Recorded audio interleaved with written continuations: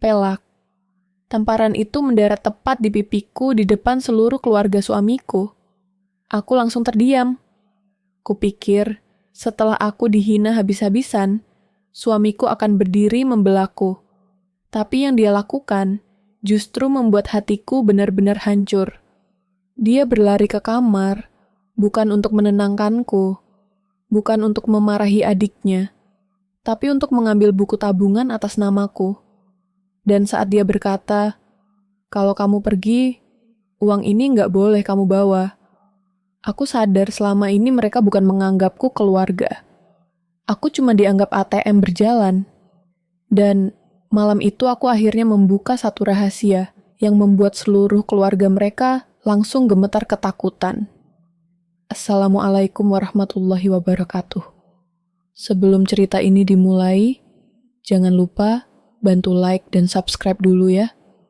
Semoga siapapun yang menekan tombol subscribe di channel ini, dilancarkan rezekinya, dipanjangkan umurnya, disehatkan badannya, dan keluarganya selalu dijauhkan dari kesedihan, serta dipenuhi kebahagiaan. Amin. Semoga siapapun yang sedang berjuang sendirian dalam rumah tangga diberi kekuatan, rezeki, dan hati yang lebih kuat dari luka yang sedang dihadapi. Dan semoga kalian tidak pernah diperlakukan seperti dompet hidup oleh keluarga sendiri. Amin. Aku menikah dengan laki-laki yang sangat kucintai. Dulu aku benar-benar percaya cinta bisa menyelamatkan semuanya. Aku percaya selama aku tulus mencintai seseorang, keluarganya juga akan menerimaku perlahan. Dan sekarang, kalau aku mengingat semua itu, rasanya aku ingin memeluk diriku sendiri yang terlalu polos. Namaku Rani. Aku menikah di usia 27 tahun dengan laki-laki bernama Dimas. Dia bukan laki-laki kaya, bukan juga laki-laki romantis seperti di film. Tapi dulu dia membuatku merasa aman dan buat perempuan sederhana sepertiku. Rasa aman itu sudah terasa seperti rumah. Kami bertemu saat sama-sama bekerja di sebuah toko elektronik.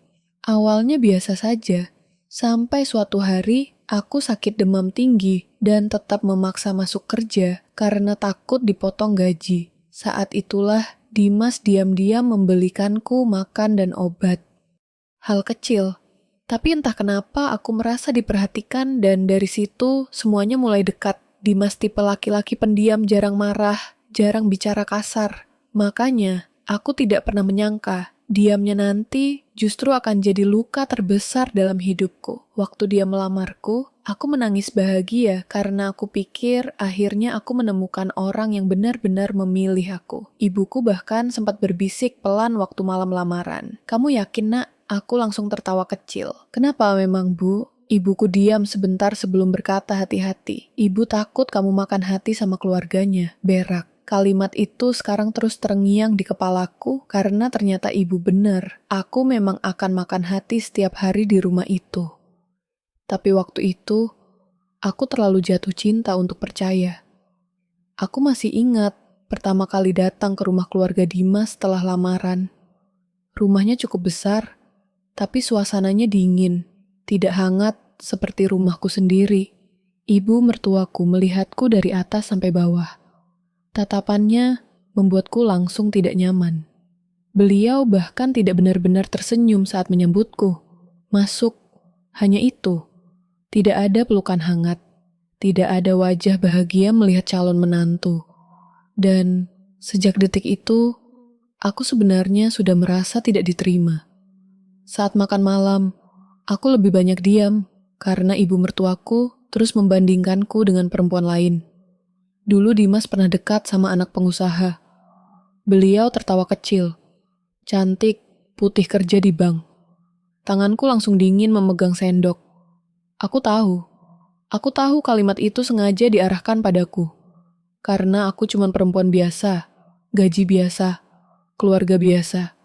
Bahkan ayahku cuma pensiunan sopir angkot. Tapi aku tetap mencoba tersenyum malam itu karena aku mencintai anaknya. Dan bodohnya aku rela menahan semuanya demi tetap bisa bersama laki-laki itu. Setelah menikah, aku dan Dimas tinggal di rumah orang tuanya sementara. Katanya, supaya bisa nabung dulu. buat beli rumah sendiri. Aku setuju, karena waktu itu aku percaya kami sedang membangun masa depan bersama. Aku belum tahu, justru sejak tinggal di rumah itu hidupku mulai perlahan hancur. Awalnya semua terlihat biasa. Aku membantu masak, membersihkan rumah, mencuci baju. Bahkan gajiku sering kupakai membantu kebutuhan rumah tanpa diminta. Karena aku benar-benar ingin dianggap keluarga. Tapi semakin lama aku mulai sadar sesuatu. Semua orang di rumah itu perlahan mulai bergantung padaku. Adik iparku sering meminjam uang, katanya cuma sebentar, tapi tidak pernah kembali. Ibu mertuaku mulai menyuruhku membayar tagihan listrik karena aku juga tinggal di situ. Bahkan uang belanja rumah perlahan lebih banyak keluar dari rekeningku. Dan yang paling menyakitkan, semuanya terjadi diam-diam, pelan-pelan. Sampai aku bahkan tidak sadar aku sedang dimanfaatkan. Suatu malam, aku melihat Dimas duduk termenung di kamar. Wajahnya terlihat stres. Aku langsung mendekat lalu memegang tangannya. "Mas, kenapa?" Dia menghela napas panjang. "Utang ibu lagi banyak." Dadaku langsung terasa tidak enak. Dan malam itu untuk pertama kalinya aku menyerahkan buku tabunganku pada suamiku. Aku masih ingat jelas kalimat yang kuucapkan sambil tersenyum waktu itu. "Pakai aja dulu kalau memang butuh." Dimas langsung menatapku penuh haru. Dia memelukku erat, dan aku benar-benar merasa sedang menjadi istri yang baik. Aku belum tahu keputusan kecil malam itu nantinya akan menghancurkan hidupku sendiri. Karena sejak buku tabungan itu berpindah tangan, aku perlahan bukan lagi dianggap menantu. Aku berubah jadi sumber uang bagi seluruh keluarganya. Sejak tinggal dengan mertua, aku mulai dijadikan tulang punggung. Awalnya, aku tidak sadar kalau semua orang di rumah itu mulai bergantung padaku. Karena semuanya terjadi pelan-pelan sedikit demi sedikit. Sampai akhirnya, aku baru sadar saat tabunganku mulai habis. Tapi, hidup mereka justru makin santai. Setelah menikah, aku tetap bekerja seperti biasa. Setiap pagi, aku bangun jam. Masak, menyapu, mencuci piring, lalu buru-buru berangkat kerja naik motor bersama Dimas. Sedangkan adik iparku masih tidur. Padahal umurnya sudah 25 tahun. Tapi di rumah itu dia diperlakukan seperti anak kecil yang tidak boleh susah. Namanya Riko, pengangguran, hobinya main game dan nongkrong. Tapi anehnya ibu mertuaku selalu membelanya. Namanya juga masih nyari jalan hidup. Padahal, aku yang tiap hari capek kerja justru sering dianggap kurang membantu keluarga. Aku masih ingat awal-awal tinggal di rumah itu.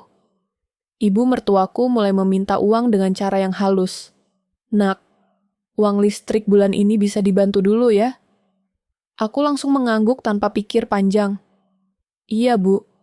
Besoknya uang belanja, lalu bayar air, lalu cicilan motor Riko, dan semuanya perlahan terasa jadi tanggung jawabku. Awalnya aku ikhlas karena aku pikir beginilah hidup berkeluarga, saling membantu. Tapi lama-lama, aku mulai merasa ada yang tidak wajar. Karena setiap kali gajiku masuk selalu habis untuk rumah itu. Sedangkan gaji suamiku entah kemana. Kalau aku bertanya, dia cuma bilang lagi banyak kebutuhan. Dan bodohnya aku percaya saja. Suatu malam, aku duduk menghitung sisa uang di rekening sambil menarik napas panjang. Tinggal sedikit. Padahal baru pertengahan bulan. Dimas yang sedang rebahan langsung bertanya, "Kenapa?" Aku tersenyum kecil menahan lelah. "Uangku tinggal sedikit, Mas." Dia langsung diam beberapa detik lalu berkata, pelan, "Nanti juga ada gantinya." Berak.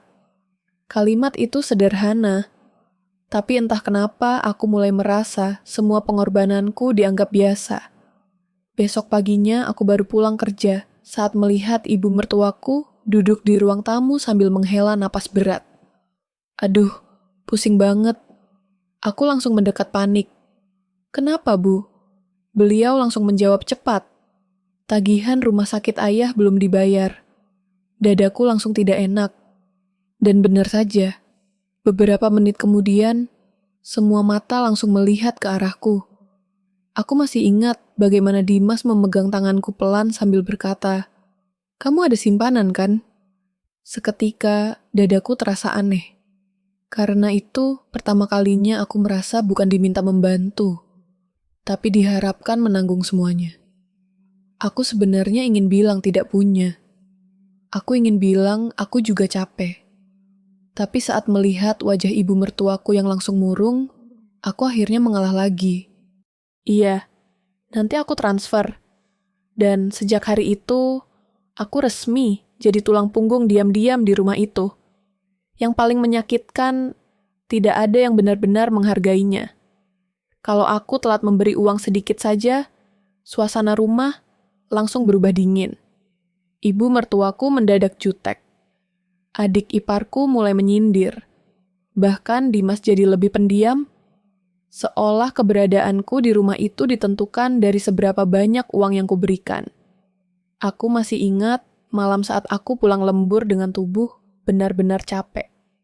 Kakiku pegal, kepalaku sakit, tapi begitu masuk rumah, aku langsung mendengar suara ibu mertuaku dari dapur. Belanja belum dibayar. Aku langsung diam. Beliau bahkan tidak bertanya, aku sudah makan atau belum. Tidak bertanya aku capek atau tidak. Yang dipikirkan hanya uang. Dan yang lebih menghancurkan, Dimas cuma duduk di ruang TV sambil main handphone. Diam. Selalu diam. Aku akhirnya masuk kamar sambil menahan air mata. Karena untuk pertama kalinya, aku mulai merasa bukan menantu di rumah itu. Aku cuma mesin pencari uang. Tapi semua itu belum seberapa. Karena beberapa bulan kemudian, aku mulai sadar ada satu orang di rumah itu yang paling menikmati semua pengorbananku. Adik iparku sendiri. Dan malam saat aku mengetahui apa yang dia lakukan dengan uangku jadi awal dari kehancuran semuanya. Semua tagihan rumah diam-diam dibebankan padaku. Semakin lama tinggal di rumah itu, aku mulai merasa hidupku bukan lagi milikku sendiri. Setiap tanggal gajian datang, aku justru merasa takut. Karena aku tahu, setelah uang masuk ke rekening, semua orang di rumah itu akan mulai punya kebutuhan mendadak. Dan anehnya, semua kebutuhan itu selalu berhenti di aku. Awalnya aku masih mencoba berpikir positif. Mungkin memang lagi susah. Mungkin nanti berubah. Mungkin mereka benar-benar butuh bantuan. Tapi ternyata aku cuma sedang menenangkan diriku sendiri supaya tidak sadar kalau aku sedang dimanfaatkan. Aku masih ingat pagi itu. Aku baru selesai mandi dan sedang bersiap kerja saat ibu mertuaku mengetuk pintu kamar. "Nak," suaranya terdengar lembut. Aku langsung membuka pintu sambil tersenyum. "Iya, Bu." Beliau masuk pelan sambil membawa beberapa lembar tagihan. Listrik, air, internet, cicilan motor Riko. Dadaku langsung terasa berat melihat semuanya. Dan kalimat berikutnya langsung membuatku diam. Dimas bilang, uangnya lagi kepakai. Beliau menghela napas kecil. "Jadi kamu bantu dulu ya." Berak. Aku langsung menoleh ke arah suamiku. Dia sedang duduk di kasur, sambil pura-pura sibuk memakai kaos kaki. Tidak menatapku, tidak bicara, tidak merasa bersalah. Aku menggigit bibir pelan lalu bertanya, "Hati-hati, semua ini aku yang bayar." Ibu mertuaku langsung menjawab, "Cepat, kan kamu juga tinggal di sini." Seketika, aku langsung merasa tidak enak menolak, dan seperti biasa aku mengalah lagi. "Iya, Bu." Beliau langsung tersenyum lega. Sedangkan suamiku cuma berkata singkat, "Makasih, ya, makasih." Hanya itu. Padahal, hampir seluruh gajiku habis pagi itu. Hari-hari setelah itu makin aneh. Aku mulai memperhatikan sesuatu. Setiap ada tagihan, selalu aku yang dicari. Kalau ada masalah uang, semua mata langsung melihat ke arahku. Bahkan saat Riko kehilangan handphone karena digadaikan temannya, Ibu mertuaku malah berkata, "Kasihan adikmu, bantu beliin dulu ya." Berak. Aku benar-benar mulai lelah. Tapi setiap kali aku ingin menolak, suamiku selalu memainkan satu kalimat yang membuatku tidak tega. Keluarga aku lagi susah. Dan bodohnya, aku terus percaya kalau semua ini hanya sementara. Suatu malam, aku pulang kerja lebih cepat karena badanku benar-benar tidak enak. Kepalaku pusing, perutku mual. Aku berharap bisa istirahat tenang di kamar.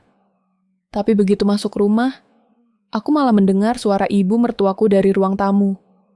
Ranikan kerja. Pasti masih punya uang. Langkahku langsung berhenti. Jantungku berdetak pelan. Dan detik berikutnya, aku mendengar suara Riko tertawa kecil. Enak ya punya kakak ipar kayak ATM, perak. Seketika dadaku seperti dihantam sesuatu. Tanganku langsung dingin. Aku berdiri diam di balik pintu sambil menahan napas gemetar. Dan yang paling menghancurkan, mereka tertawa setelah mengatakan itu. Tertawa. Seolah semua pengorbananku memang pantas dipakai sesuka hati. Air mataku langsung naik. Tapi aku tetap masuk rumah, sambil pura-pura tidak mendengar apapun. Karena saat itu, aku belum punya keberanian melawan. Malamnya aku menangis diam-diam di kamar mandi. Aku melihat wajahku sendiri di cermin. Pucat lelah. Mataku cekung karena terlalu banyak bekerja dan terlalu sering menangis. Dan untuk pertama kalinya, aku mulai bertanya pada diriku sendiri. Apa mereka benar-benar menyayangiku? Atau mereka cuma takut kehilangan sumber uang? Tapi yang paling menghancurkan belum terjadi. Karena beberapa hari kemudian, aku menemukan sesuatu di tas milik adik iparku. Sesuatu yang akhirnya membuatku sadar. Uangku selama ini dipakai bukan untuk kebutuhan keluarga. Iparku mulai seenaknya memakai uang dan barangku. Hari itu aku pulang kerja lebih cepat, karena badanku benar-benar tidak enak. Kepalaku sakit, tubuhku lemas. Dan jujur, aku cuma ingin rebahan sebentar tanpa memikirkan tagihan rumah atau permintaan uang lagi. Rumah sedang sepi. Ibu mertuaku pergi arisan. Suamiku masih kerja, sedangkan Riko entah kemana. Aku masuk kamar pelan, lalu meletakkan tas di atas kasur. Dan saat itulah aku sadar sesuatu. Laci mejaku sedikit terbuka. Padahal, aku selalu menguncinya. Jantungku langsung terasa aneh. Aku mendekat pelan, lalu membuka laci itu perlahan. Kosong.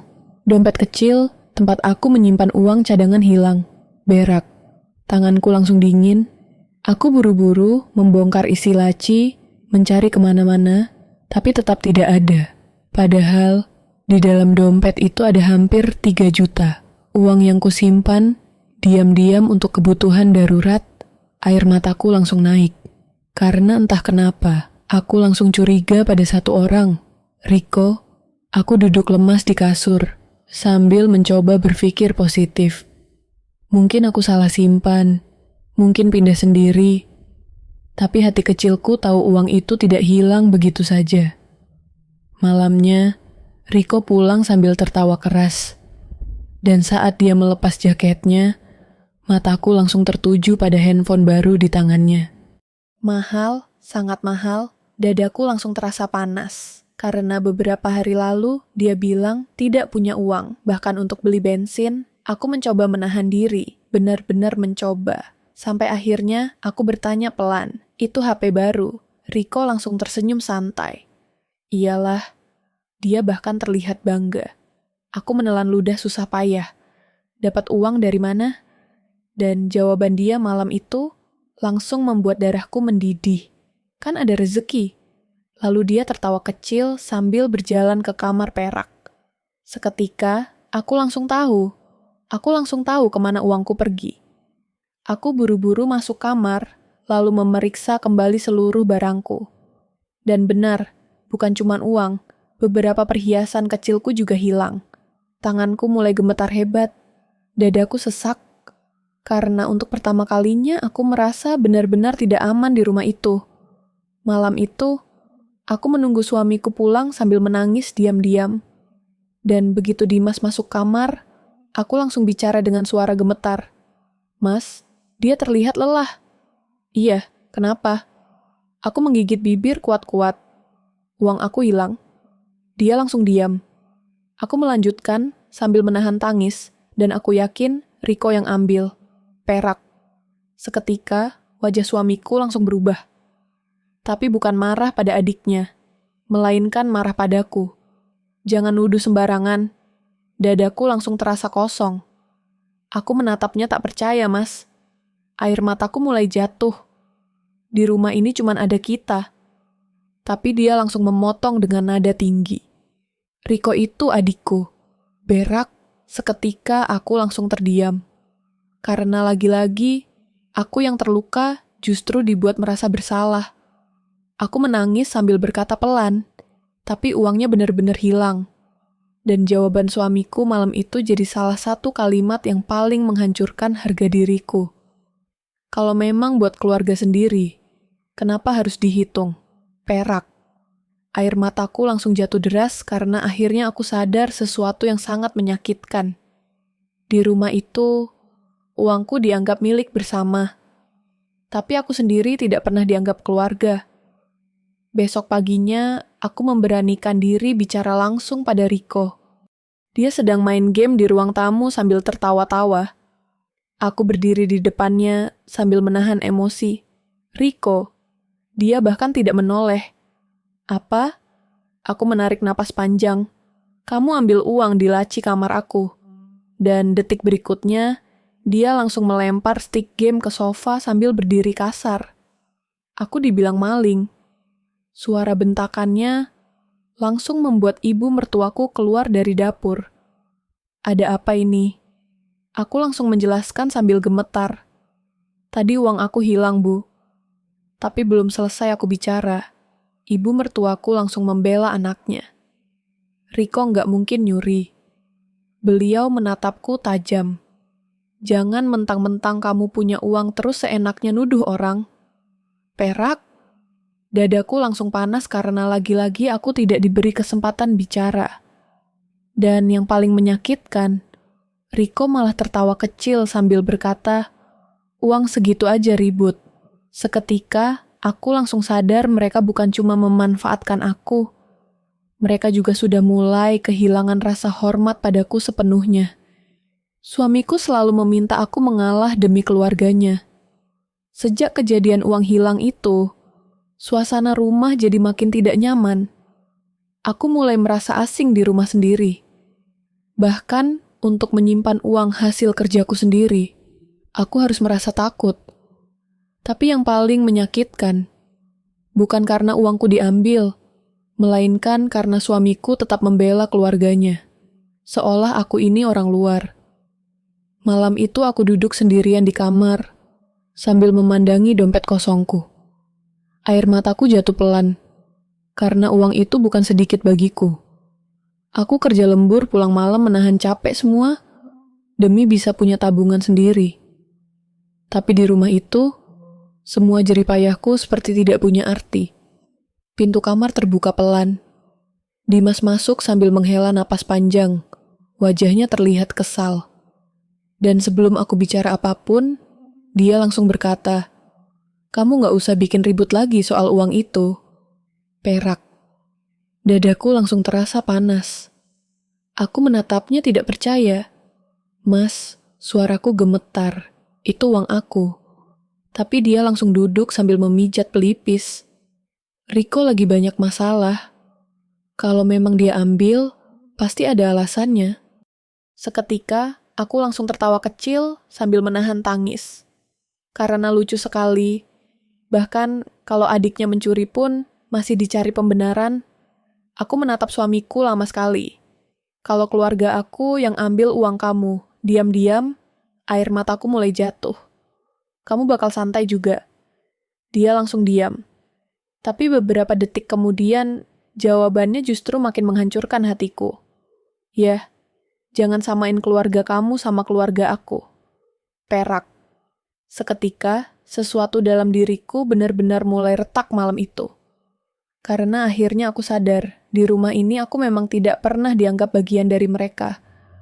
Aku cuma orang luar yang kebetulan menghasilkan uang. Air mataku jatuh makin deras. Aku capek, Mas. Suaraku pecah. Aku kerja tiap hari. Aku bantu rumah ini. Aku bantu ibu kamu. Aku bantu adik kamu. Tanganku gemetar menahan sesak. Tapi kenapa aku selalu yang harus ngalah? Ruangan langsung sunyi. Dan jawaban suamiku malam itu jadi luka yang tidak pernah bisa kulupakan karena kamu lebih ngerti keadaan Perak. Air mataku langsung jatuh deras, karena ternyata semua pengorbananku justru dijadikan alasan untuk terus membebaniku. Karena aku dianggap sabar, karena aku dianggap kuat, karena aku selalu mengalah. Maka semua orang merasa boleh menyakitiku terus-menerus. Malam itu, aku menangis sampai tertidur. Dan sejak saat itu, aku mulai berubah jadi perempuan yang lebih banyak diam. Aku mulai menyimpan uang diam-diam, mulai mengunci barang-barangku, mulai berhenti terlalu peduli, karena aku mulai takut. Kalau aku terus baik hati di rumah itu, aku akan benar-benar habis. Tapi ternyata semuanya belum selesai. Karena beberapa minggu kemudian, aku menemukan sesuatu yang jauh lebih menyakitkan daripada uang hilang. Hari itu, aku sedang mencari charger di tas kerja suamiku. Dia sedang mandi dan aku tidak punya pikiran buruk apapun. Sampai tiba-tiba, aku melihat buku tabunganku ada di dalam tasnya. Jantungku langsung terasa aneh karena aku tidak pernah meminta dia membawanya. Tanganku mulai dingin saat membuka buku itu perlahan. Dan detik berikutnya, seluruh tubuhku langsung lemas. Saldo tabunganku hampir habis. Perak. Air mataku langsung jatuh saat itu juga. Karena jumlah uang yang keluar bukan jutaan lagi, tapi puluhan juta rupiah. Dan yang paling menghancurkan, semua transaksi itu dilakukan diam-diam tanpa sepengetahuanku. Aku menemukan fakta kalau suamiku diam-diam menguras tabunganku. Tanganku gemetar hebat memegang buku tabungan itu. Aku membaca angka demi angka dengan napas tidak teratur. Saldo yang dulu kukumpulkan sedikit demi sedikit. Hampir habis perak. Dadaku langsung sesak sampai rasanya sulit bernapas. Aku duduk pelan di pinggir kasur sambil membolak-balik halaman transaksi itu. Puluhan juta keluar. Sedikit demi sedikit transfer. Tarik tunai, transfer lagi. Dan semuanya dilakukan tanpa sepengetahuanku. Air mataku langsung jatuh. Karena tabungan itu bukan uang biasa buatku. Itu uang hasil lembur. Hasil menahan capek. Hasil aku tidak beli baju baru berbulan-bulan. Hasil aku menahan lapar supaya tetap bisa nabung. Dan sekarang uang itu habis, diam-diam. Aku langsung menoleh ke arah kamar mandi. Suara air masih terdengar. Dimas masih mandi, sedangkan aku duduk membeku sambil merasa seluruh tubuhku dingin. Aku mencoba berpikir positif, mungkin buat kebutuhan penting. Mungkin dia lupa bilang, tapi semakin kulihat transaksi itu, hatiku makin hancur. Karena sebagian besar transfer masuk ke rekening adik iparku, Riko Perak. Air mataku langsung jatuh makin deras. Aku benar-benar tidak percaya. Selama ini aku bekerja mati-matian. Sementara suamiku diam-diam menguras tabunganku demi keluarganya. Dan yang paling menyakitkan, dia tidak pernah bicara apapun padaku. Pintu kamar mandi terbuka. Dimas keluar sambil mengeringkan rambut. Dan saat melihat buku tabungan itu di tanganku, wajahnya langsung pucat. Benar-benar pucat. Jantungku langsung berdebar keras. Karena ekspresi itu sudah cukup menjawab semuanya, aku berdiri perlahan sambil menahan tangis. Ini apa? Suaraku kecil, tapi gemetar hebat. Dia langsung berjalan cepat mendekat. Dengerin dulu, berak. Kalimat itu langsung membuat dadaku makin sakit. Karena itu berarti semuanya benar. Aku tertawa kecil sambil menangis. Jadi kamu ambil uang aku diam-diam. Dimas langsung memegang lenganku pelan. Aku mau jelasin. Aku langsung menarik tanganku kasar. Air mataku jatuh makin deras. Jelasin apa? Suaraku mulai meninggi. Puluhan juta hilang tanpa aku tahu. Dan jawaban suamiku malam itu benar-benar menghancurkan seluruh kepercayaanku. Itu buat keluarga. Perak. Aku langsung terdiam beberapa detik karena lagi-lagi keluarganya dijadikan alasan untuk menghancurkan aku. Aku menatapnya tidak percaya. Jadi uang aku boleh diambil sesuka hati. Dia langsung terlihat panik. Aku niatnya mau ganti nanti. Aku langsung tertawa sambil menangis lebih keras. Nanti dadaku sesak sekali sekarang. Mas, itu tabungan aku. Itu hasil kerja aku. Tanganku gemetar menunjuk buku tabungan itu. Aku bahkan nggak pernah beli barang mahal buat diri sendiri. Dimas mulai kesal. Wajahnya berubah tegang, dan kalimat berikutnya langsung membuat seluruh tubuhku dingin. Kamu tuh terlalu hitung-hitungan sama keluarga. Perak. Seketika hatiku seperti benar-benar pecah malam itu. Karena setelah semua yang kuberikan, aku masih dianggap perempuan pelit. Air mataku jatuh tanpa henti. Aku menatap laki-laki di depanku lama sekali. Laki-laki yang dulu kupikir akan melindungiku. Tapi ternyata justru jadi orang yang paling tega mengkhianatiku. Aku kerja buat masa depan kita. Suaraku pecah, bukan buat dipakai diam-diam. Tapi Dimas malah menghela napas kasar. Ayah sakit. Riko juga lagi susah. Rumah ini butuh uang. Berak. Aku langsung menggeleng sambil menangis. Terus aku apa? Suaraku mulai pecah keras. Aku bukan manusia. Aku nggak capek kerja. Ruangan langsung sunyi.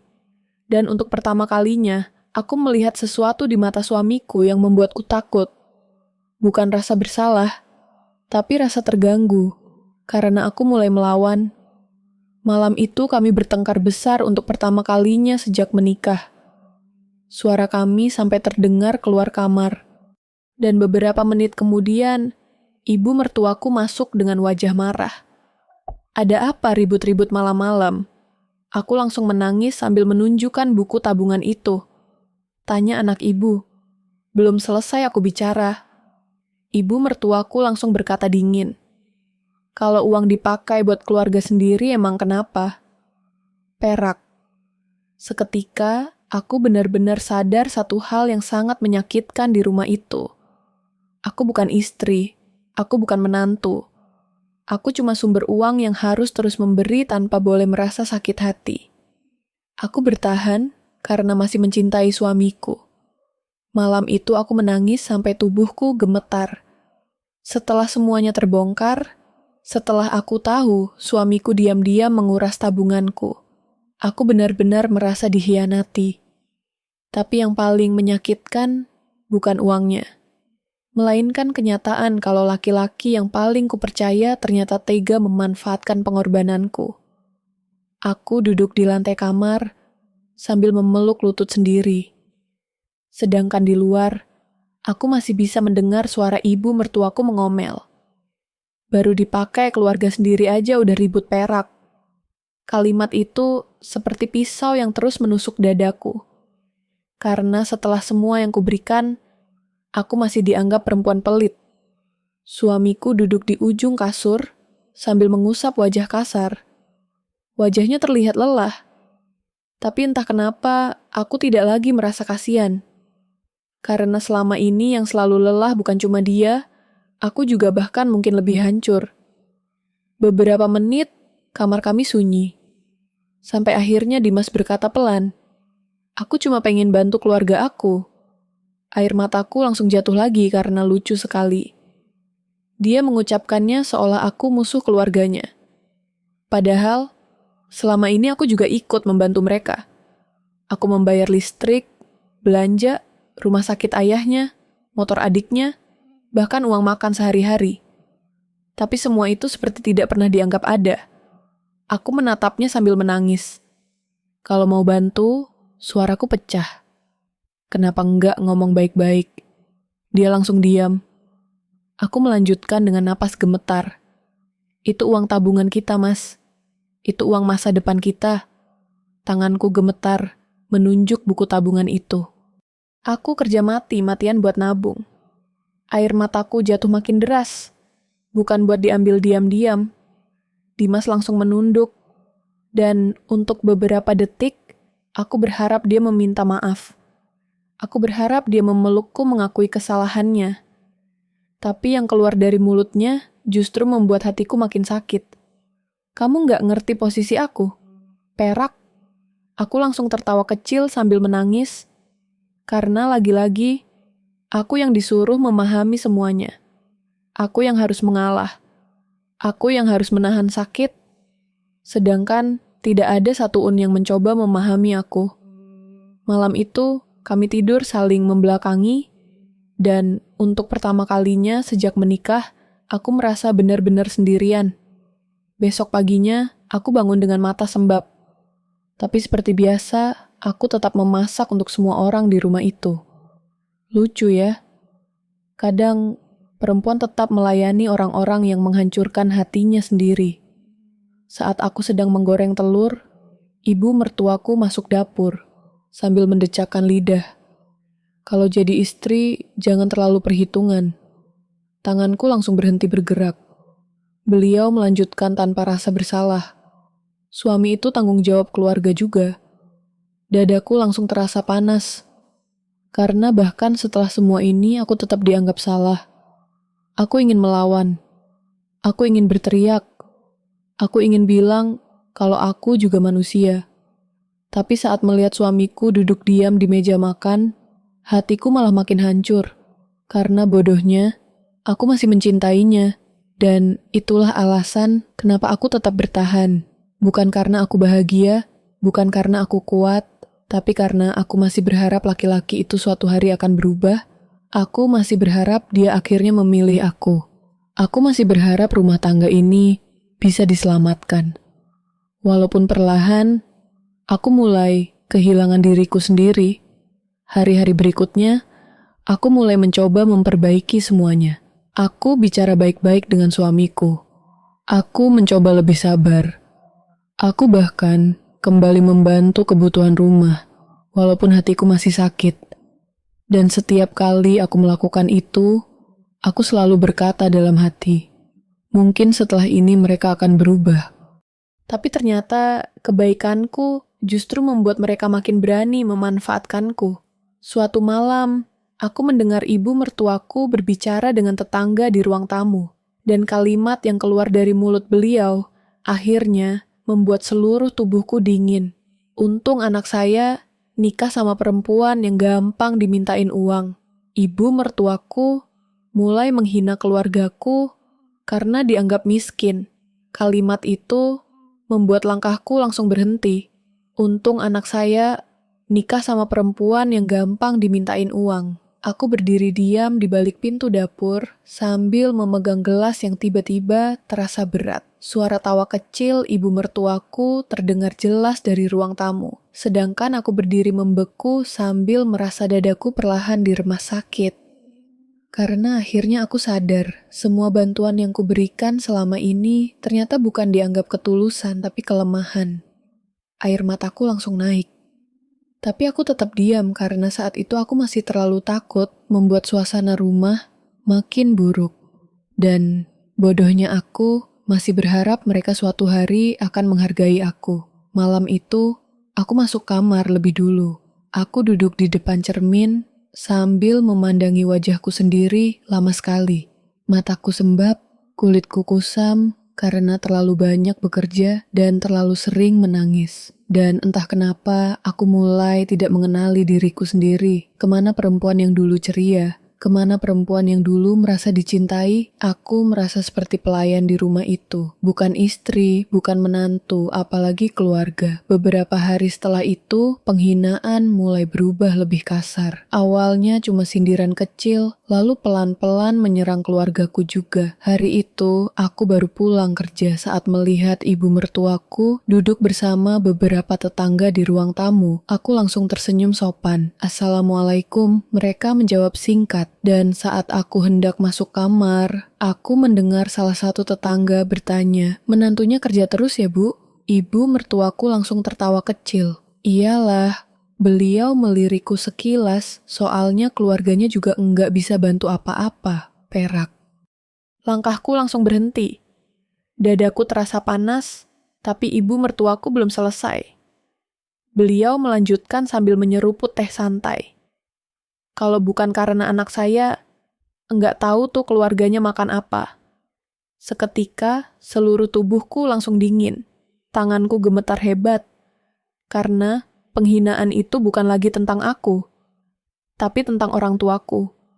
Orang tua yang membesarkanku dengan susah payah. Orang tua yang selalu mengajariku menghormati keluarga suami. Air mataku langsung naik, tapi aku masih mencoba menahan diri. Aku menoleh pelan sambil berkata lirih, "Bu, jangan ngomong gitu tentang keluarga saya." Dan detik berikutnya, ibu mertuaku langsung memasang wajah sinis. Lah emang salah. Beliau menyandarkan tubuh santai. Anak saya tiap hari kerja keras. Tatapannya menusuk tepat ke arahku. Sedangkan keluarga kamu, apa kontribusinya? Perak. Seketika, dadaku seperti ditusuk berkali-kali. Karena lucu sekali. Selama ini, justru aku yang lebih banyak membantu rumah itu. Tapi sekarang, keluargaku malah dihina miskin dan tidak berguna. Aku menggigit bibir, kuat-kuat menahan tangis. Sedangkan para tetangga mulai saling pandang tidak nyaman. Tapi ibu mertuaku terus bicara. Makanya kalau perempuan nikah, beliau tertawa kecil. Lihat bibit bebet bobot, air mataku akhirnya jatuh. Karena aku tahu maksudnya. Aku dianggap perempuan dari keluarga rendah. Tidak pantas untuk anaknya. Dan yang paling menyakitkan, saat itu suamiku baru pulang kerja. Dia mendengar semuanya. Semua aku langsung menoleh ke arahnya penuh harap. Berharap sekali saja. Sekali saja dia membelaku. Tapi tidak. Dia malah berkata pelan, "Udah jangan dibesar-besarin." Perak. Seketika hatiku benar-benar terasa pecah. Karena lagi-lagi, aku yang disuruh diam. Aku yang disuruh mengalah. Sementara ibunya bebas menghancurkan harga diriku dan keluargaku, air mataku jatuh makin deras. Aku langsung masuk kamar sambil menutup pintu pelan. Dan di dalam kamar kecil itu, aku menangis sampai sesak. Karena untuk pertama kalinya, aku mulai merasa malu sudah terlalu tulus pada keluarga yang tidak pernah benar-benar menganggapku ada. Tapi penghinaan itu ternyata belum seberapa. Karena beberapa hari kemudian, adik iparku datang membawa masalah baru yang jauh lebih besar. Dan kali itu, bukan cuma harga diriku yang dipertaruhkan, tapi seluruh sisa tabunganku juga. Iparku meminjam uang besar dan tidak mau mengembalikan. Sejak ibu mertuaku menghina keluargaku malam itu, sesuatu dalam diriku mulai berubah. Aku masih tinggal di rumah itu, masih memasak, masih bekerja, masih membantu kebutuhan rumah. Tapi di dalam hati, aku mulai lelah mencintai orang-orang yang tidak pernah benar-benar menghargai aku. Aku jadi lebih banyak diam, lebih sering mengurung diri di kamar, karena setiap kali keluar selalu ada saja ucapan yang melukai hatiku. Dan anehnya semakin aku diam, mereka justru makin berani. Terutama adik iparku. Riko sekarang benar-benar seenaknya sendiri. Dia sering membawa teman-temannya ke rumah, main game sampai malam, merokok sembarangan, bahkan beberapa kali memakai motor hasil cicilanku tanpa izin. Dan yang paling menyebalkan, kalau aku protes sedikit saja, ibu mertuaku langsung membelanya. Namanya juga anak muda. Seolah semua sikap tidak tahu diri itu wajar. Sampai akhirnya suatu malam Riko datang ke kamarku dengan wajah serius. Aku sedang melipat baju kerja saat dia mengetuk pintu. "Kak," aku langsung menoleh. "Iya." Dia masuk sambil duduk santai di kursi. Wajahnya terlihat aneh. Dan entah kenapa hatiku langsung tidak enak. Riko menggaruk kepala, pelan lalu berkata, "Aku butuh bantuan." Berat. Kalimat itu langsung membuat dadaku berat karena setiap kali keluarga itu berkata, "butuh bantuan." Artinya, uangku lagi-lagi akan dipakai. Aku menarik napas panjang. Bantuan apa? Riko langsung menjawab, cepat, aku punya hutang. Jantungku langsung berdetak lebih cepat. Berapa? Dan detik berikutnya, aku benar-benar membeku. 25 juta perak. Tanganku langsung berhenti melipat baju. Aku menatapnya tidak percaya. Hah? Riko malah terlihat santai. Aku dipinjamin teman buat bisnis. Gagal. Dadaku langsung panas karena cara dia bicara sama sekali tidak menunjukkan rasa bersalah. Aku menggigit bibir pelan. Terus kenapa aku yang harus bayar? Dan jawaban Riko malam itu langsung membuat emosiku naik. Ya, masa aku masuk penjara? Dia tertawa kecil seolah semuanya lucu. Perak. Aku benar-benar tidak percaya. Dia punya utang puluhan juta, tapi masih bisa tertawa santai. Aku langsung menggeleng keras. Maaf, Rick. Suaraku mulai dingin. Aku nggak punya uang sebanyak itu. Wajah Riko langsung berubah. Peliitit banget sih. Dadaku langsung sesak. Karena lagi-lagi setelah semua yang kuberikan, aku masih disebut pelit hanya karena sekali menolak. Aku mencoba tetap tenang. Aku juga lagi nggak ada simpanan. Dan detik berikutnya, Riko langsung berdiri kasar. Aku tahu, kakak masih punya tabungan perak. Seketika, seluruh tubuhku dingin karena ternyata mereka benar-benar menganggap uangku milik bersama. Aku menahan emosi sambil berkata tegas, itu uang aku, dan belum pernah seumur hidupku. Aku melihat wajah Riko semarah itu. Dia langsung menunjukku sambil membentak. Kalau keluarga lagi susah, harusnya bantu. Suara bentakannya membuat ibu mertuaku buru-buru masuk kamar. Ada apa ini? Riko langsung menjawab lebih dulu. Kak Rani nggak mau bantu aku. Seketika, ibu mertuaku langsung menatapku tajam. Cuma dipinjamin keluarga sendiri aja keberatan. Berak. Dadaku langsung panas. Karena lagi-lagi, aku diposisikan seperti orang jahat hanya karena mempertahankan hakku sendiri. Aku mencoba menjelaskan sambil menahan tangis. Bu, jumlahnya besar, tapi ibu mertuaku langsung memotong. Kamu kerja tiap hari, masa enggak punya uang? Air mataku langsung naik. Karena mereka tidak pernah peduli uang itu, kudapat dengan susah payah.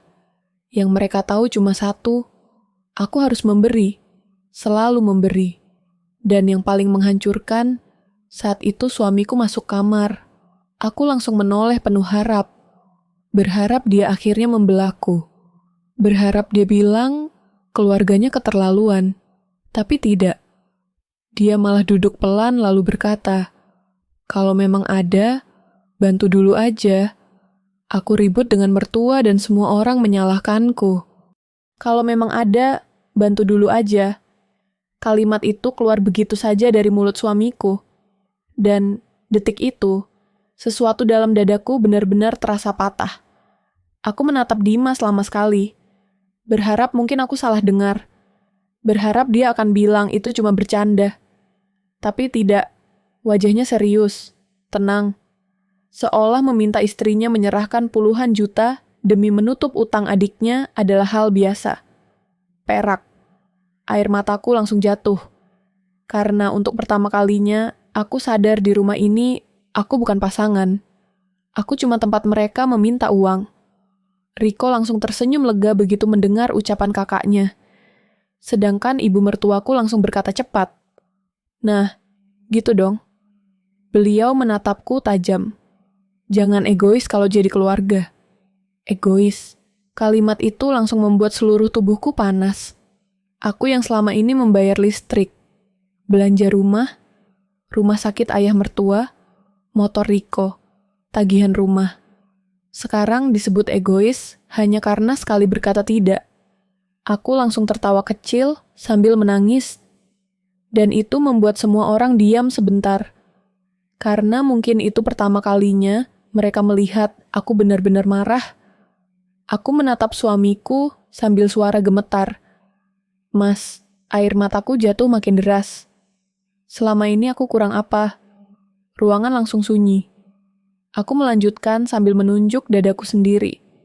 Aku kerja tiap hari. Aku bantu rumah ini. Aku kasih tabungan aku. Aku bahkan gak pernah beli apa-apa buat diri sendiri. Napasmu pernah sesak sampai sulit bicara. Itulah yang kurasakan malam itu. Karena semua rasa sakit yang kupendam selama ini mulai keluar sekaligus.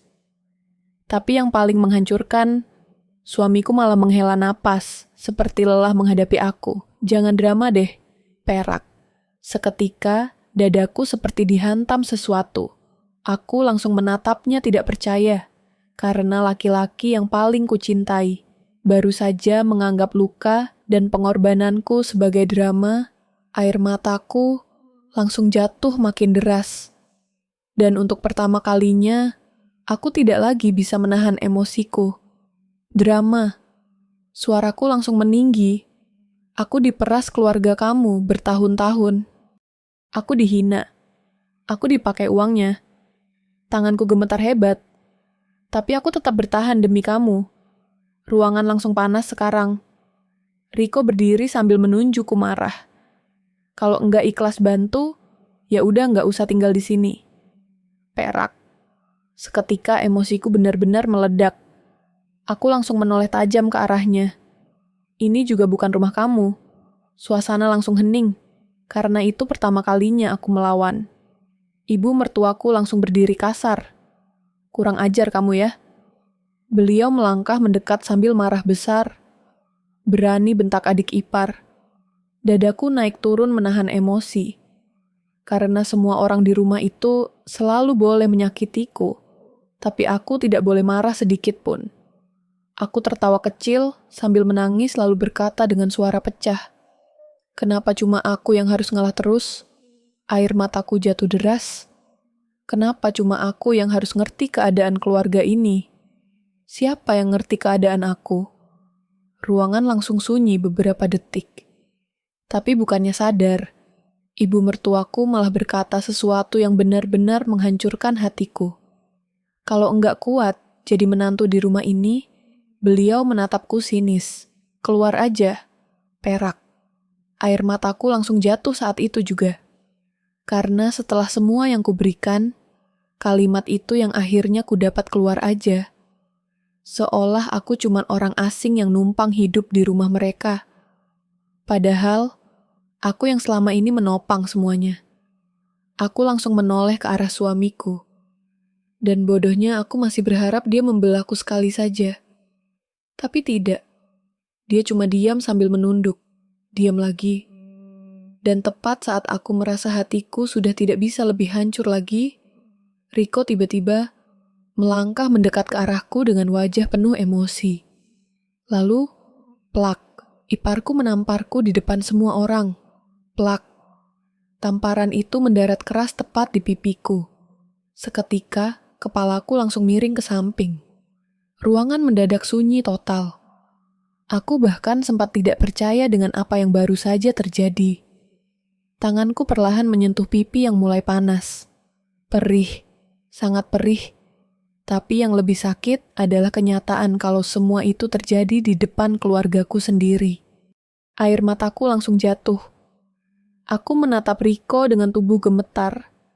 Sedangkan dia masih berdiri di depanku dengan napas kasar dan mata penuh amarah. Jangan pernah bentak ibu gua perak. Dadaku langsung sesak. Karena setelah semua yang kulakukan untuk hidupnya, laki-laki pengangguran itu sekarang berani menamparku. Dan yang paling menghancurkan, tidak ada satupun yang langsung membelaku. Tidak ada. Aku perlahan menoleh ke arah suamiku. Berharap sekali saja. Sekali saja dia marah melihat istrinya dipukul. Tapi yang kulihat justru membuat seluruh tubuhku dingin. Dia cuma berdiri mematung. Diam lagi. Air mataku jatuh makin deras. Karena ternyata bahkan saat aku ditampar di depan matanya sendiri, dia tetap tidak memilih aku. Ibu mertuaku langsung menarik Riko pelan sambil berkata, "Udah." Tapi anehnya beliau tidak benar-benar marah pada anaknya. Tidak ada. "Kenapa kamu mukul kakak ipar?" Tidak ada. Beliau malah menatapku dengan wajah kesal. Makanya kalau ngomong, jangan keterlaluan. Perak. Seketika sesuatu dalam diriku benar-benar hancur malam itu. Karena aku yang ditampar, tapi aku juga yang disalahkan. Aku langsung tertawa kecil sambil menangis.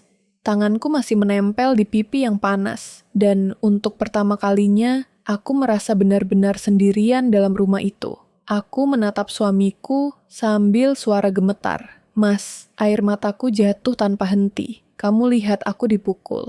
Napasmu pernah terasa sesak sampai sulit bicara. Itulah yang kurasakan saat itu. Karena aku masih berharap laki-laki itu akan memelukku, akan marah, akan membelaku. Tapi tidak, dia malah berkata, pelan, udah, jangan bikin suasana makin panas. Prak seketika, hatiku seperti benar-benar mati rasa.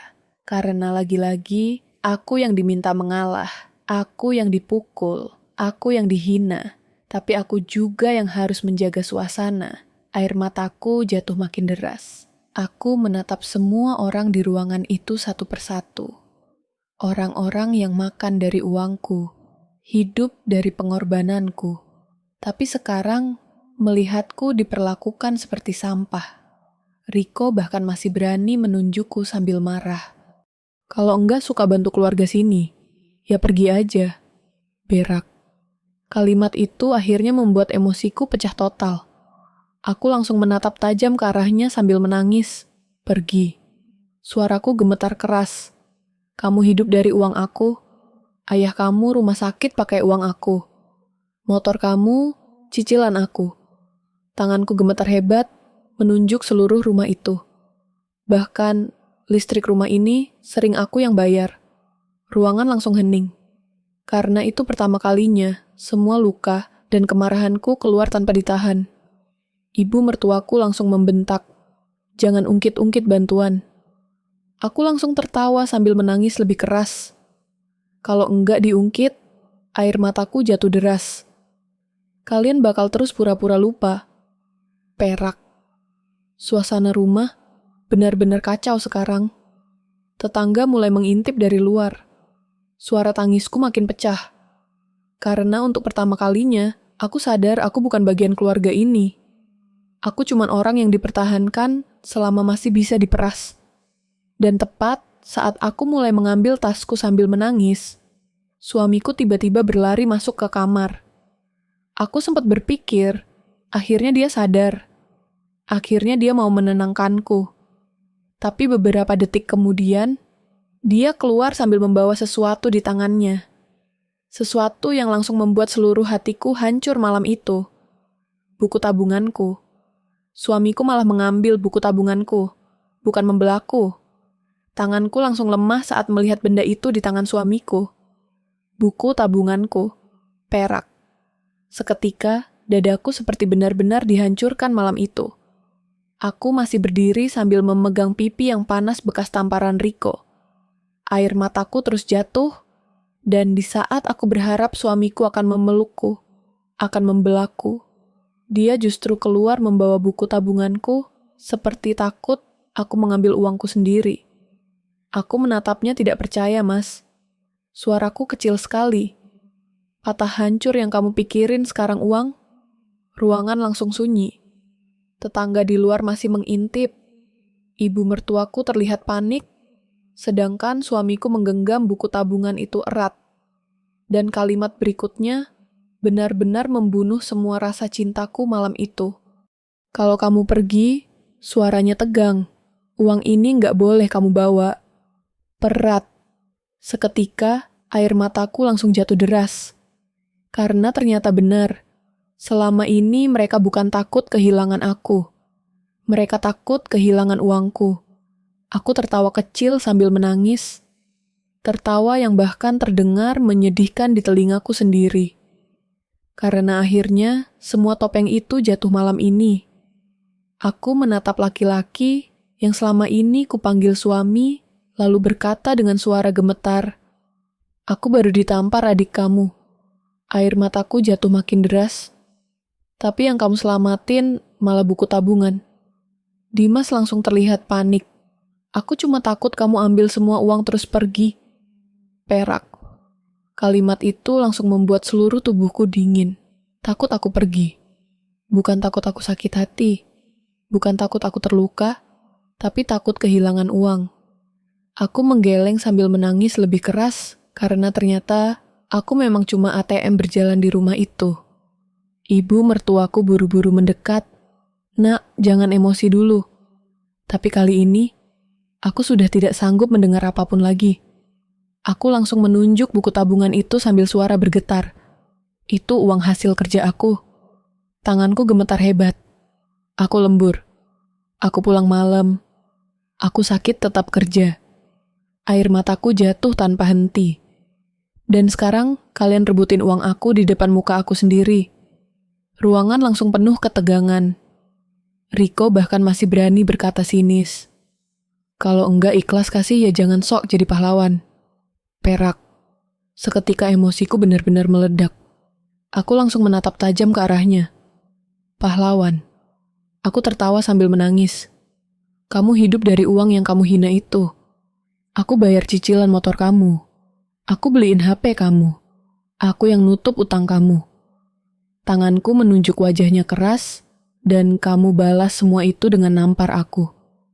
Riko langsung diam, karena akhirnya semua kebusukan mereka mulai keluar malam itu. Suamiku mencoba mendekat sambil memegang buku tabungan itu. Udah tenang dulu, tapi aku langsung mundur. Karena untuk pertama kalinya, aku takut pada laki-laki itu. Bukan takut dipukul, tapi takut hatiku benar-benar mati kalau terus bertahan bersamanya. Aku menggigit bibir kuat-kuat sambil menahan sesak, lalu berkata dengan suara pecah. Selama ini aku kira kamu diam karena bingung. Air mataku jatuh lagi. Ternyata kamu diam karena memang ikut memanfaatkan aku. Perak. Seketika wajah suamiku langsung pucat. Karena mungkin itu pertama kalinya aku benar-benar melihat dirinya yang asli.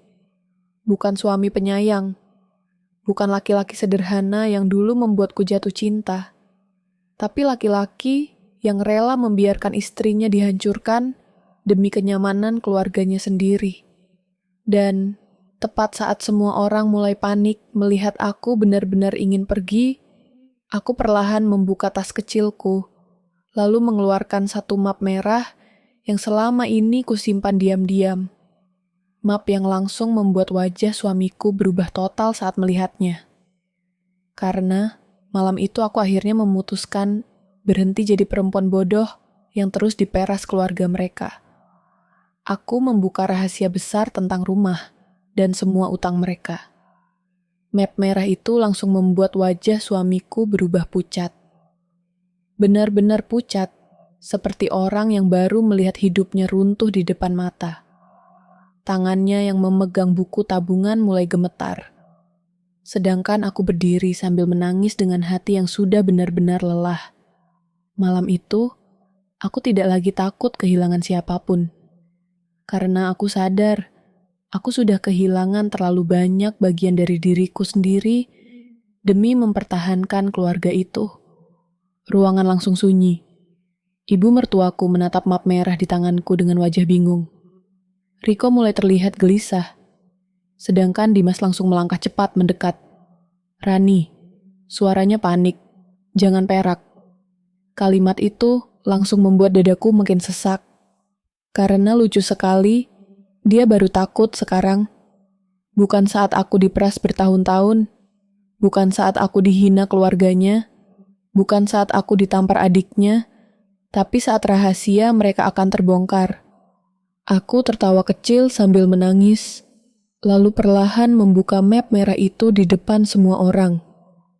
Dan detik berikutnya, aku mengeluarkan setumpuk kertas, surat utang, tagihan ban, bukti transfer, semuanya. Air mataku jatuh makin deras saat meletakkannya di atas meja. Perak. Semua orang langsung diam melihat tumpukan berkas itu. Aku menatap ibu mertuaku sambil suara gemetar. Rumah ini tanganku gemetar menunjuk lantai rumah itu. Udah hampir disita 2 tahun lalu. Seketika, wajah ibu mertuaku langsung berubah. Sedangkan Riko terlihat mulai panik. Aku melanjutkan sambil menangis. Utang ayah waktu sakit, utang motor Riko, utang kartu kredit. Tanganku gemetar membuka satu persatu bukti pembayaran. Semuanya aku yang bayarin. Perak. Ruangan langsung hening total. Tetangga di luar bahkan ikut diam mendengar semuanya. Karena untuk pertama kalinya, semua orang tahu siapa yang sebenarnya menopang keluarga itu selama ini. Aku menoleh ke arah suamiku, dan rasa sakit itu langsung kembali menghantam dadaku. Karena laki-laki itu tahu semuanya. Dia tahu aku menghabiskan tabunganku demi keluarganya.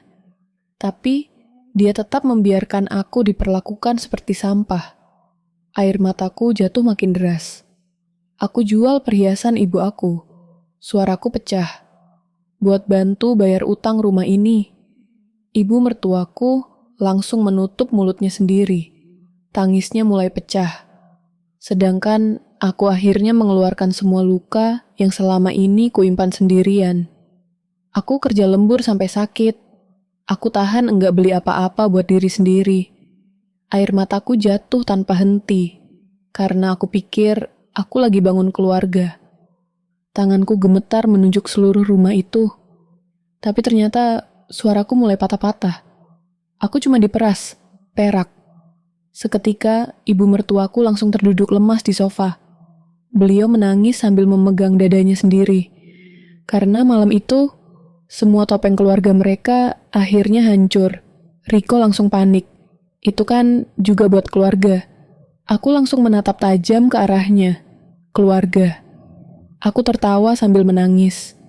Keluarga nggak bakal nampar orang yang selama ini nolong hidupnya. Perak. Riko langsung diam. Sedangkan Dimas mulai menangis sambil mendekat ke arahku. Aku salah. Suaranya hancur. Aku terlalu takut kehilangan keluarga aku. Air mataku jatuh makin deras. Karena ironis sekali, demi menjaga keluarganya, dia justru menghancurkan satu orang yang paling tulus mencintainya. Aku menatapnya lama sekali, lalu berkata dengan suara yang membuat seluruh ruangan membeku. Dan sekarang, tanganku perlahan mengambil satu lembar terakhir dari dalam map merah itu.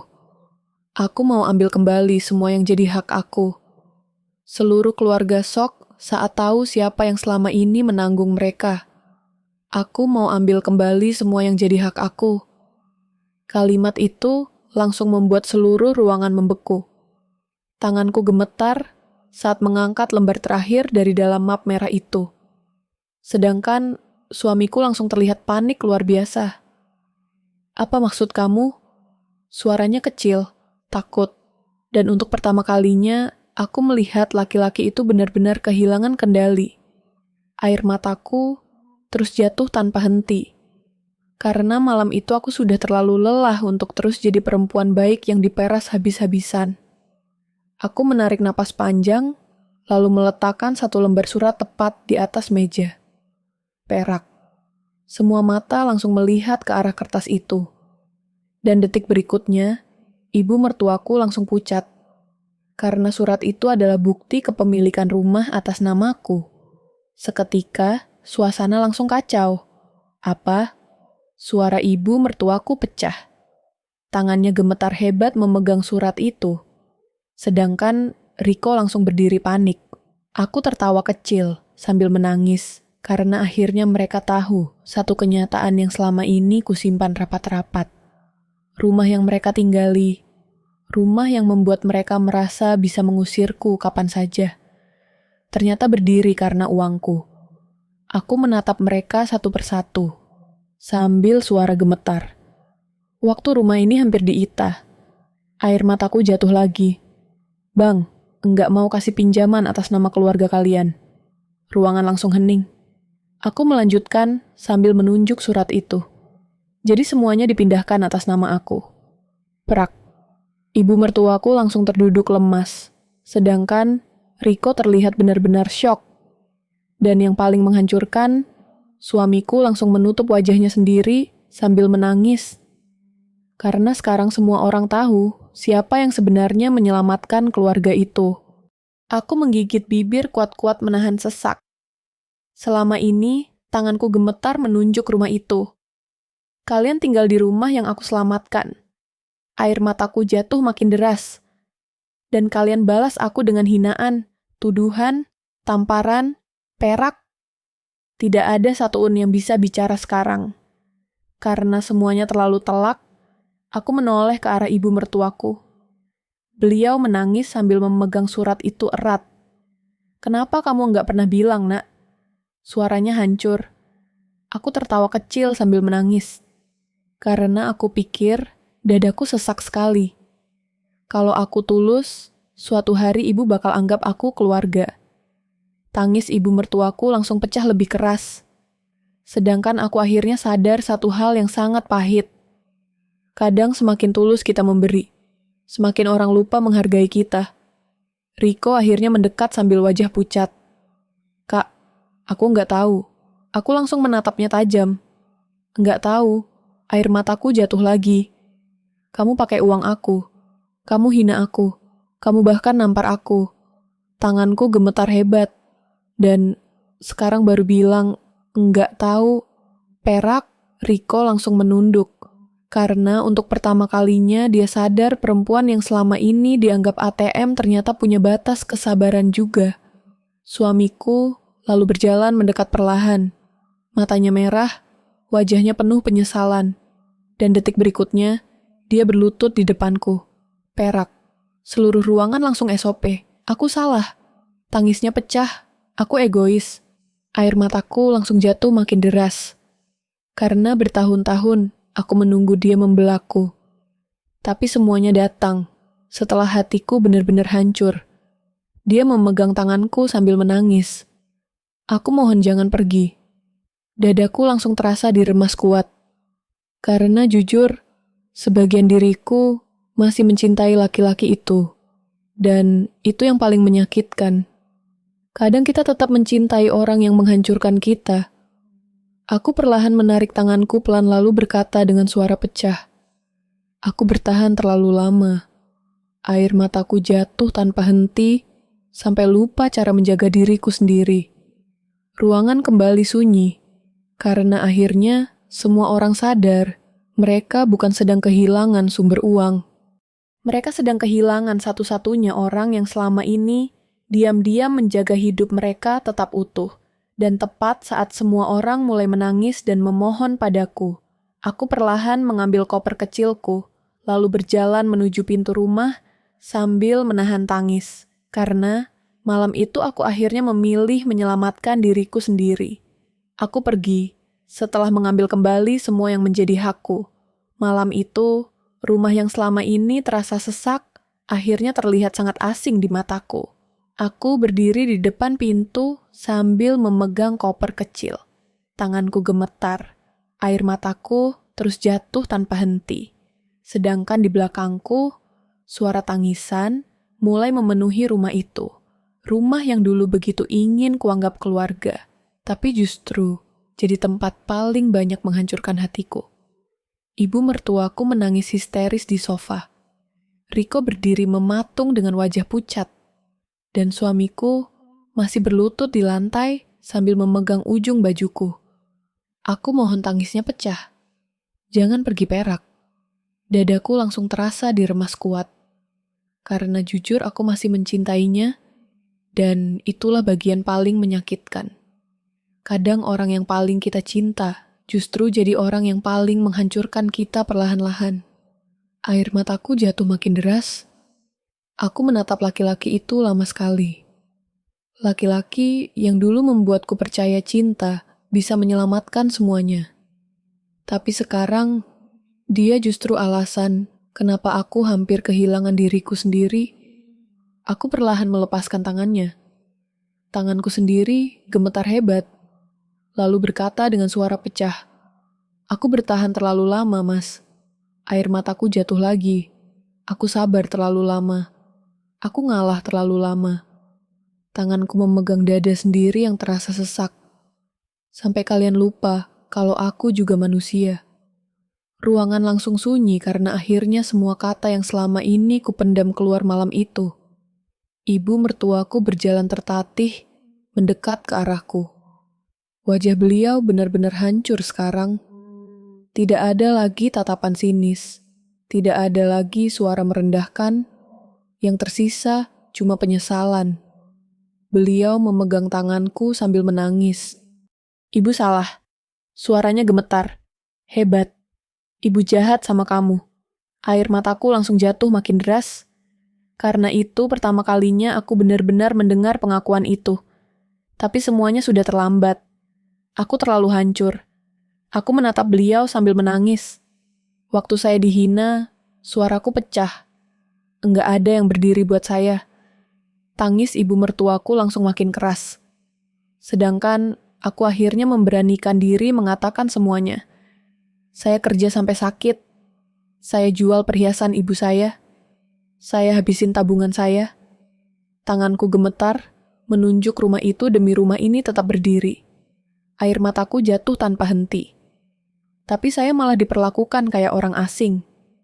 Perak. Suasana rumah kembali dipenuhi tangis. Riko bahkan mulai menangis sekarang. Laki-laki yang tadi menamparku, akhirnya terlihat takut kehilangan semuanya. Dia berjalan mendekat sambil suara gemetar. Kak, maafin aku. Aku langsung menoleh ke arahnya. Dan jujur untuk pertama kalinya, aku melihat penyesalan di matanya. Tapi luka di pipiku masih terasa panas, dan luka di hatiku jauh lebih dalam. Aku menggeleng pelan sambil menangis. Tamparan kamu, tanganku menyentuh pipiku sendiri. Bikin aku sadar kalau aku enggak dihargai sedikit pun di rumah ini.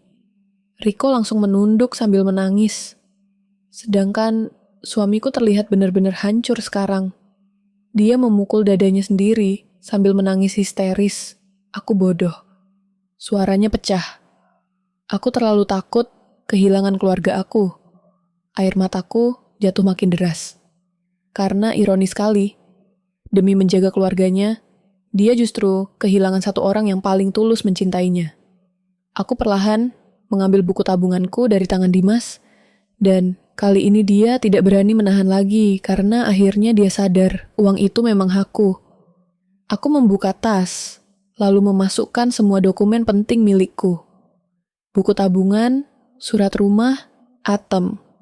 Semua yang selama ini hampir hilang karena terlalu percaya. Lalu aku menatap mereka satu persatu. Tangisku mulai reda. Bukan karena rasa sakitnya hilang, tapi karena aku akhirnya lelah menangis untuk orang-orang yang tidak pernah takut menyakitiku. Aku menarik napas panjang lalu berkata, pelan, aku nggak pergi karena nggak cinta. Air mataku jatuh lagi. Aku pergi karena aku juga mau selamat. Perak. Seketika, suamiku langsung menangis lebih keras. Ibu mertuaku terduduk lemas di lantai, sedangkan aku akhirnya melangkah keluar dari rumah itu. Pelan dengan kaki gemetar. Tapi untuk pertama kalinya sejak menikah, aku merasa benar-benar berjalan untuk diriku sendiri. Dan malam itu, saat pintu rumah tertutup di belakangku, aku mendengar suara tangisan mereka pecah bersamaan. Karena akhirnya mereka sadar, perempuan yang selama ini mereka sakiti, ternyata adalah satu-satunya alasan keluarga itu masih bisa bertahan hidup. Mereka menangis dan menyesal saat hidupnya mulai hancur tanpaku. Sudah 3 bulan sejak aku meninggalkan rumah itu. 3 bulan sejak malam, ketika aku keluar sambil membawa koper kecil dan hati yang sudah hancur berkeping-keping. Dan jujur aku masih sering menangis diam-diam. Karena walaupun aku memilih pergi, meninggalkan orang yang pernah kita cintai tetap terasa menyakitkan. Sangat menyakitkan. Awal-awal hidup sendiri terasa aneh bagiku. Aku mengontrak kamar kecil dekat kantor tidak besar, tidak mewah. Tapi untuk pertama kalinya setelah bertahun-tahun, aku bisa tidur tanpa takut diminta uang besok pagi. Aku bisa makan tanpa mendengar sindiran. Aku bisa pulang kerja tanpa merasa seperti ATM berjalan. Dan hal paling sederhana yang paling kurindukan, aku akhirnya bisa bernapas lega. Tapi ternyata kepergianku benar-benar menghancurkan keluarga itu.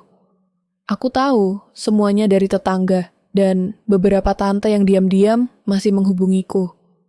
Katanya, setelah aku pergi, rumah itu langsung berubah kacau. Tagihan mulai menumpuk, listrik beberapa kali hampir diputus, motor Riko ditarik leaing. Dan yang paling parah, utang-utang lama mulai datang satu persatu. Karena selama ini akulah yang diam-diam menutup semuanya. Aku masih ingat saat membaca pesan dari salah satu tante. Rumah mereka sekarang sering ribut tiap malam. Dadaku langsung terasa sesak. Karena walaupun mereka menyakitiku, aku pernah benar-benar menganggap mereka keluarga. Tapi hidup ternyata punya cara sendiri untuk menyadarkan orang. Beberapa minggu setelah aku pergi, Riko akhirnya bekerja. Katanya jadi kurir. Dan untuk pertama kalinya dalam hidupnya, dia benar-benar merasakan capek mencari uang sendiri. Aku bahkan dengar dia pernah menangis karena motornya mogok saat hujan deras. Dan entah kenapa, aku langsung teringat semua malam saat aku pulang lembur sambil kehujanan demi membantu rumah itu. Ironis ya, kadang orang baru menghargai perjuangan kita setelah mereka merasakan sendiri beratnya hidup. Tapi yang paling hancur ternyata suamiku. Dimas berubah total. Dia sering tidak masuk kerja. Tubuhnya kurus drastis. Wajahnya terlihat jauh lebih tua. Dan menurut tetangga, dia hampir setiap malam duduk sendirian di teras sambil menangis. Air mataku langsung jatuh waktu mendengar itu. Karena sejauh apapun dia menyakitiku, aku pernah sangat mencintai laki-laki itu. Suatu malam, handphoneku berbunyi. Nama Dimas muncul di layar. Tanganku langsung dingin. Aku diam lama sebelum akhirnya mengangkat. Dan begitu telepon tersambung, aku langsung mendengar suara tangisnya. Rani. Suaranya hancur. Benar-benar hancur. Dadaku langsung sesak karena aku belum pernah mendengar dia menangis seperti itu. Aku kangen kamu. Air mataku langsung jatuh tanpa izin. Aku menutup mulut sendiri supaya tidak ikut menangis keras. Dan kalimat berikutnya benar-benar menghancurkan sisa hatiku. Rumah ini sepi tanpa kamu, Perak. Aku langsung menangis diam-diam. Karena dulu aku rela melakukan apa saja supaya dianggap berarti di rumah itu. Tapi mereka baru sadar setelah aku benar-benar pergi. Dimas terus menangis di telepon malam itu. Aku baru sadar. Suaranya gemetar. Yang paling tulus justru orang yang paling aku sakiti. Tangisku pecah makin keras. Karena kalimat itu adalah sesuatu yang dulu sangat ingin ku dengar. Tapi semuanya datang terlambat, sangat terlambat. Beberapa hari kemudian, ibu mertuaku datang menemuiku sendirian. Begitu melihatku membuka pintu kontrakan, beliau langsung menangis. Wajahnya jauh lebih tua sekarang. Tubuhnya kurus, matanya sembab. Dan entah kenapa, untuk pertama kalinya aku melihat perempuan itu benar-benar rapuh. Beliau memegang tanganku erat sambil menangis. Ibu kehilangan menantu terbaik, Ibu. Air mataku langsung jatuh lagi. Karena dulu aku hanya ingin dianggap keluarga sesederhana itu. Tapi semuanya baru datang setelah aku hancur.